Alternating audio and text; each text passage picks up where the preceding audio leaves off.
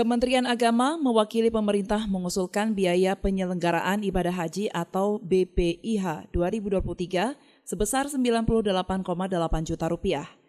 Dari angka 98,8 juta rupiah itu, biaya yang dibebankan kepada jamaah haji sebesar 69 juta rupiah. Sementara sisanya dibayarkan nilai manfaat dana haji.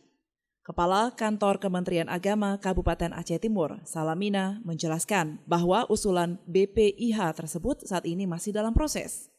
Diharapkan jamaah bersabar hingga diputuskan oleh pemerintah berapa biaya yang wajib dibayar oleh calon jamaah haji. Penentuan BPIH ini adalah Menteri Agama mengajukan kepada DPR dan DPR menelaah, kemudian nanti hasilnya adalah pada keputusan Presiden. Makanya sampai hari ini keputusan daripada berapa jumlahnya BPIH masih dalam proses. Kita menunggu proses karena itu wilayah daripada Bapak Menteri Agama. Cuma kita menghimbau kepada masyarakat, yang pertama tetap bersabar, yang kedua tetap menerima informasi-informasi yang sahih.